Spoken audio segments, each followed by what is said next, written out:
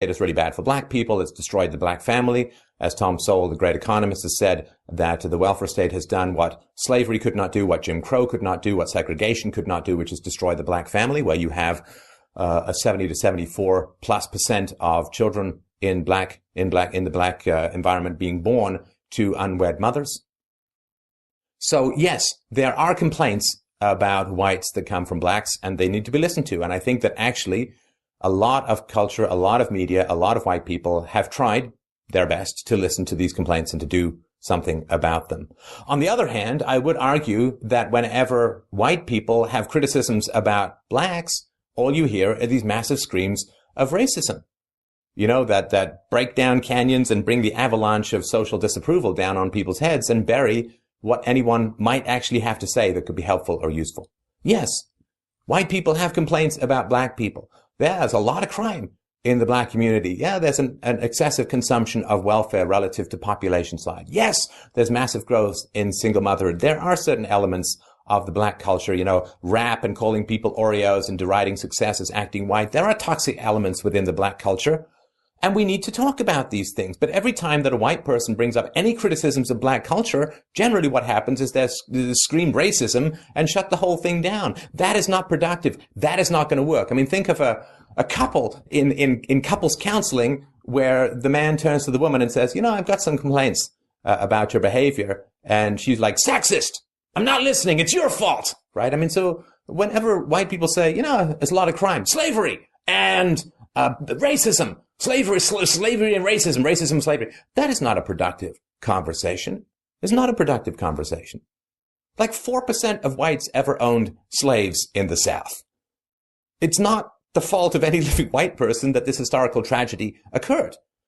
So if there's no possibility of a dialogue where complaints can be brought forward in a reasonable, fact-based way, these things are, I don't want to say these things like this shooting is the result of that, but tensions are going to continue to escalate until defenses are lowered and people can listen with an open mind and an open heart. And look, people live in two different worlds.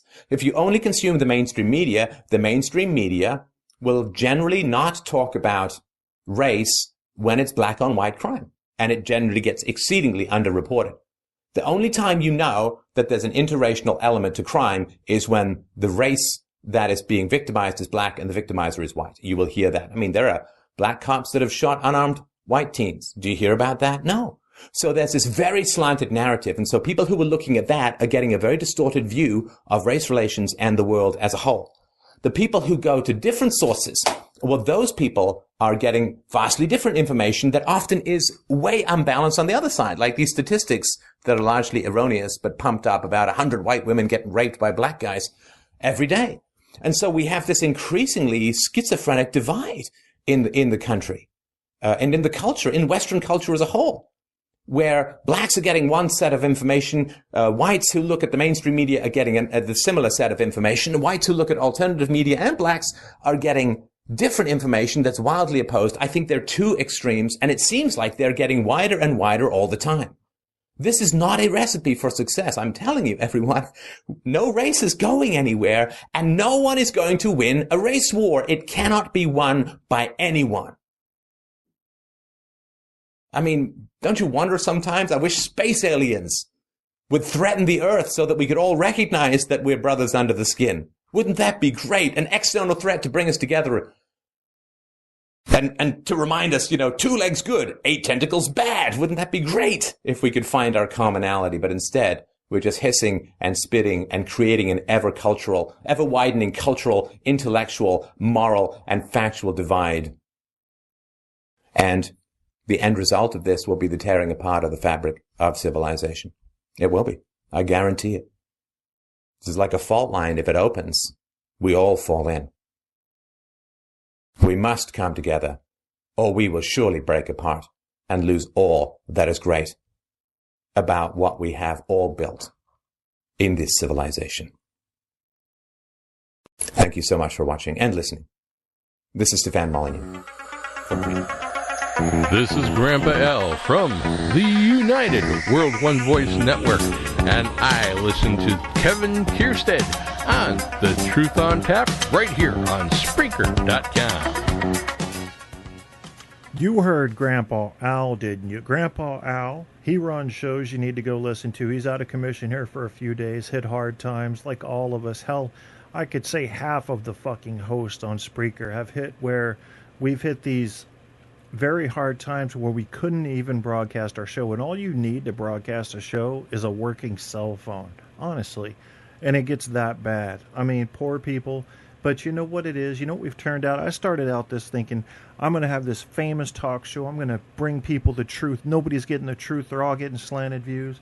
And what I realized is I've gained a good circle of friends here. And I want to keep these friends. And I'll do just about anything to keep these friends except lie. And I cannot favor your version of politics if they go against what I believe to be true. That's the only thing. But I have a seriously open heart, and I can just accept everybody in, and I do. That's the way I am. So, but there's a friend who has done a lot for me lately, and he saw me, and let me go ahead and, I don't mind speaking in metaphors. Sometimes it's okay. I realize Jack Nicholson said in As Good as It Gets that people who speak in metaphors ought to scrub my crotch. All right, I get it. I'm not scrubbing your crotch, Jack. Not gonna do it. But Colin saw me laying in the bottom of a well. And unlike other people who find themselves in the bottom of a well, I wasn't getting up this time. I just went ahead and laid down because I was tired of the fight. And as I thought about the future little steps that would be required to win the fight, they were too much for me. And Colin has a way of saying, I'm going to do whatever I have to do to get you to stand up and take the first step up out of that well. And he made it happen. And I can go a lot deeper into that. I don't know if I will this show.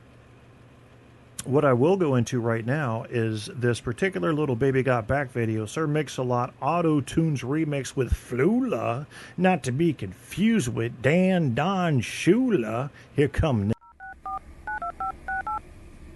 Yes. Where is Sir Mix-a-Lot living? Hold on, let me make a pen.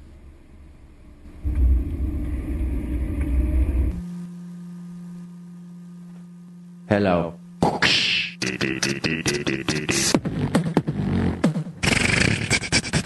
LA face with an Oakland booty! Oh my god, Becky. Look at her butt. It's just so big. I mean, she's like one of these rap guys' girlfriends. How do you understand those guys anyway? I don't even know. I mean, like, she's just so black. I like big butts and I cannot lie. You other brothers can't deny. When a girl walks in with an itty bitty waist and a round thing in your face, you get sprung. When I pull up tough, cause you notice that butt was stuck. Oh yeah. Deep in the jeans she's wearing. I'm hooked and I can't stop staring. Oh baby, I wanna get with ya and take your picture. My homeboys tried to warn me, but that butt you got made me so horny. Smooth skin, you say you wanna get my bin? Well, use me, cause you ain't the average groupie. I seen her dancing, to hell with romancing. She sweat, wet. Got it going like a turbo vet. Yeah. And I'm tired of magazines saying black butts are the thing.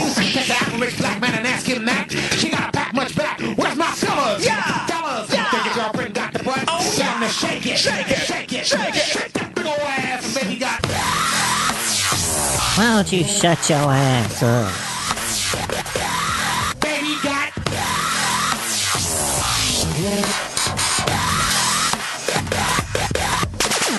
LA face with an Oakland booty. LA face with an Oakland booty. LA face with an Oakland booty. Baby got black. Ha! Bye. Hey, wait. Hey, man. Yeah. How the f*** you find me anyway? Oh, I dialed 1-900 Mix-a-Lot. That's what I thought. Bye. Bye-bye.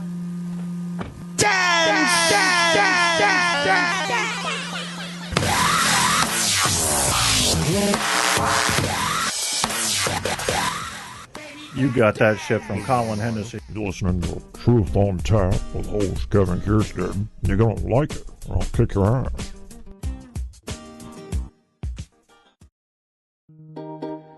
This song is dedicated to a certain kind of people. which just so happens to be my favorite kind of people. You know, the ones that, you know, you're standing next to them and it all of a sudden it gets dark. I mean, you know, your best friend is, you know what I'm saying, right? Yeah.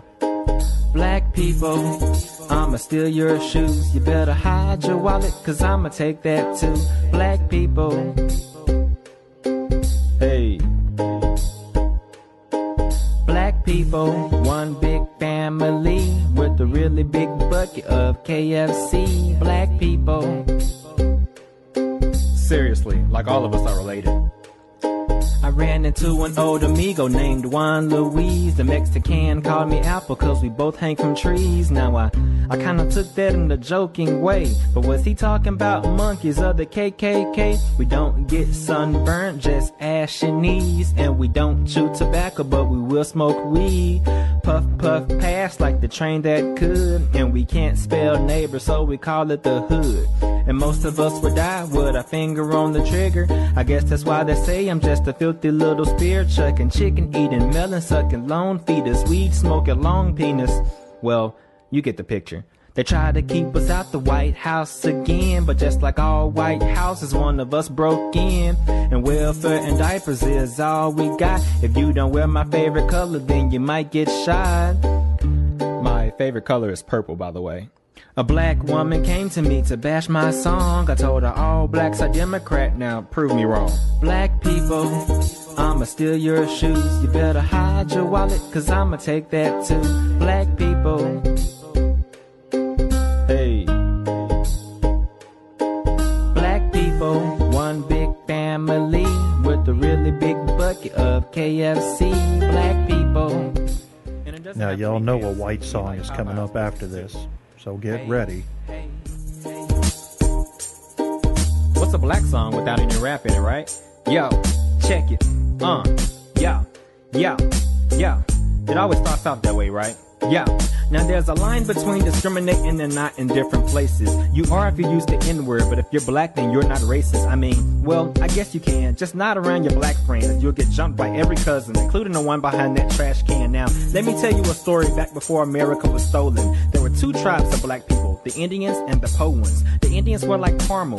The Powans were like Sharpies. I guess that's why they called them pilgrims and why they called us darkies. The Indians had all the horses, land turkeys, the geniuses. The Powans killed their horses, took their hair and their penises. But there's not really a moral to this story though, except that we will steal your goodies, and that is how the story goes. Black people, I'ma steal your shoes. You better hide your wallet, cause I'ma take that too. Black people,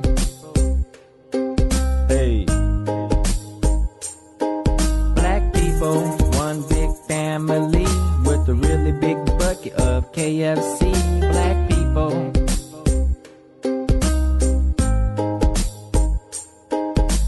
people, since 72, going broke, making cheap cars taller than you. Black people. Okay, you gotta admit, we do have some nice rims though, right? Black people, front porch monkey with a blunt and a banana. Ooh, I-E-E. Black people. Hey, this is probably the most racist song I've ever written. But if you laugh, you're racist too. So I don't feel bad. Besides, you're listening to Truth on Tap with host Kevin Kierstead.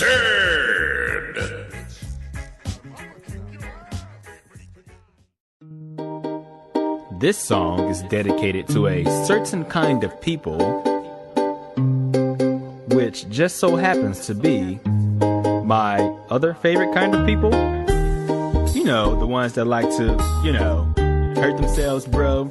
Skateboard ollie, bro. Kick flip, split your lip, bro. Kick me in the nuts, bro. You get what I'm saying, right? White people, I get bullied in school. I can't wait till I'm a cop so I can bully you. White people, hey. White people, no, we can't dance. And I don't whoop my kids or spank their hands. White people, bad Michael, bad. Who's a bad Michael? Go to your room, Michael. If you poke me on my arm, I bruise easily. So I only quarterback